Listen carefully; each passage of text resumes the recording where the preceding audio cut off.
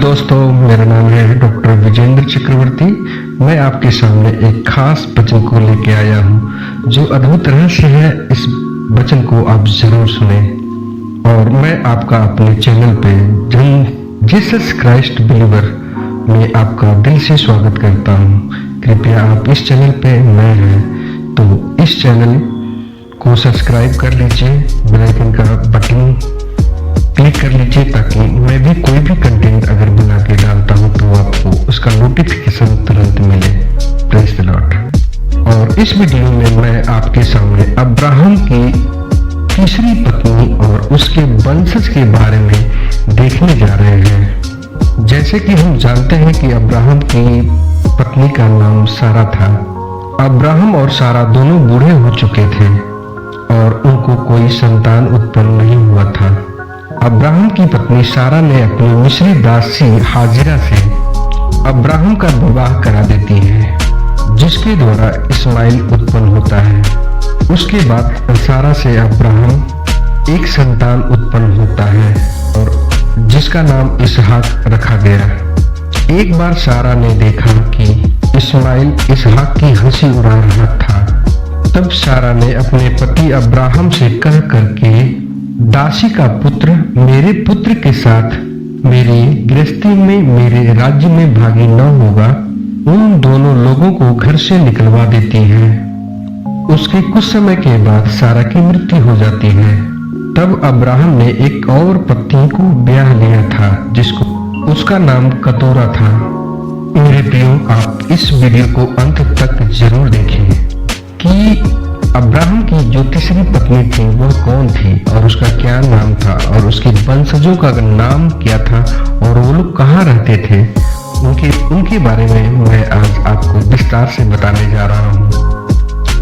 Abraham के वंशज में इसहाक और इस्माइल के अलावा तीसरी पत्नी कतूरा भी थी और कतूरा के द्वारा उत्पन्न बच्चों की व्याख्या उत्पत्ति संख्या 25 में वर्णित है। तब अब्राहम ने एक और पत्नी ब्याह ली जिसका नाम कतूरा था और जिससे जिब्रोन, योछान, मदना, मिद, एसियाक, अबशूर उत्पन्न हुए। योसान से सबा और दादा उत्पन्न हुए और योसान से सब्बा और दादान उत्पन्न हुए और दादान के वंश में सूरी, लतूसी और लोग हुए। मिधान के पुत्र एपान और विद्दान के पुत्र एपा, एपेर, हनोक, अबीदा और एल्दा हुए। ये सब कतूरा के संतान हुए। इसहाक को अब्राहम ने तो अपना सब कुछ दे दिया, पर अपने रखेलियों के पुत्रों को कुछ कुछ देकर अपने जीते जी अपने पुत्र इसहाक के पास को पूरब देश में भेज दिया। अब्राहम की पत्नी सारा के समय में अब्राहम की दूसरी पत्नी हाजिरा जिससे निकाह किया गया था, सारा की मृत्यु के बाद तीसरी पत्नी कतूरा थी। कुछ लोगों का मानना है कि सारा की मृत्यु के बाद अब्राहम ने हाजिरा से दूसरी बार विवाह कर लिया, इसलिए हाजिरा को यह तीसरी पत्नी बताया गया है। परंतु बाइबल में लिखा है इसहाक को तो अब्राहम ने अपना सब कुछ दिया, पर अपने रखेलियों के पुत्रों को कुछ कुछ देकर अपने जीते जी अपने पुत्र इसहाक के पास पूर्व देश में भेज दिया। इस आयत के अनुसार रखेलियों का वर्णन है, जिससे यह स्पष्ट होता है कि एक से ज्यादा लोग, कम से कम 2 लोग। निष्कर्ष यह निकलता है कि सारा जो अब्राहम पत्नी थी, इसके अलावा हाजिरा और कतूरा भी पत्नी थी। अब कतूरा के बेटों के बारे में नंबर से देखते जाएंगे कि यह लोग कौन थे और कहाँ थे। नंबर 1, इमरान, जिसे जिब्रान के नाम से जाना जाता है। यह अब्राहम और उसकी तीसरी पत्नी कतूरा के द्वारा उत्पन्न हुआ और कतूरा का पहला बेटा है। अब्राहम ने कतूरा के बेटों को जो स्थान दिया था उसमें वे बस गए और कई के वंशज तो अलग अलग जगहों पर फैल गए, जिसमें कि जिब्रान के वंशज भी शामिल थे। यह लोग अरब देश के क्षेत्रों में भी कब्जा किए, जहां तक कि लाल सागर तक पहुंचता है। प्राचीन काल में अरब का एक इतिहास सीरियन का साम्राज्य था। नंबर 2, योसान। योसान कसूरा का दूसरा पुत्र था। ये लोग खाना बटोरने और खाना की व्यवस्था करते थे। अब्राहम ने इन लोगों को पूर्व दिशा की ओर जगह दिया था। एसान के बेटे जो अब्राहम के पोते कहलाए वे ददान, और इसी ददान से ये लोग ददानी कहलाए।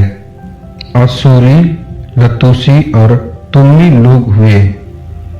Number 3, Medina.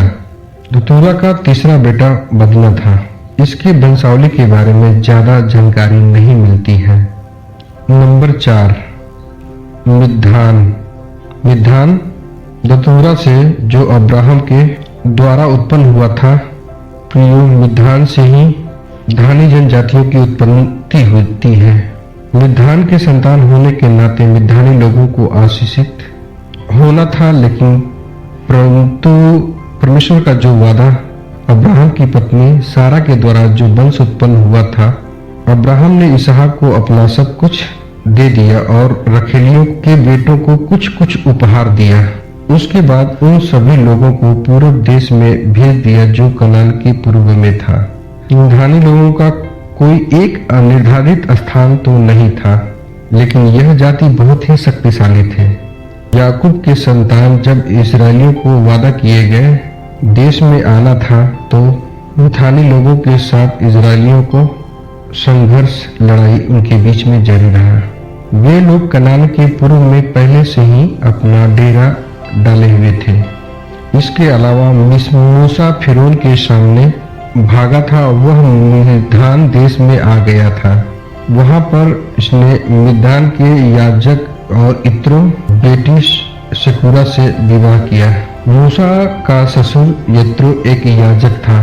शुरू में लगता है कि मिद्यानी यहोवा के आराधना करते होंगे, क्योंकि परमेश्वर ने मूसा को जलते हुए झाड़ी पर सीने पर्वत पर दर्शन दिए थे। वह मिद्यान के एक जंगल में पश्चिमी ओर हेरेब नामक का पर्वत था, जिसका वर्णन निर्गमन 3 अध्याय की 1 आयत में लिखा है। मूसा अपने ससुर इत्रो नाम मिद्यान के याजक की भेड़ बकरियां चराता था, और वह उन्हें जंगल की परली और होरेब नामक पर्वत जो परमेश्वर के पास था ले गया, जहां पर परमेश्वर ने उसे जलती हुई झाड़ी में दर्शन दिए। लेकिन बाद में यह जातियां मूर्ति पूजक बन गए। नंबर 5, यसबाक। कतुरा और अब्राहम का यह 5वां बेटा था, जिसके नाम का हिब्रू शब्दों में अर्थ है वह छोड़ देगा। यह जाति के लोग भी पूर्व दिशा की ओर में जाकर बस गए थे। उत्पत्ति के अलावा इतिहास की पुस्तक में भी कतुरा के बेटों का वर्णन मिलता है।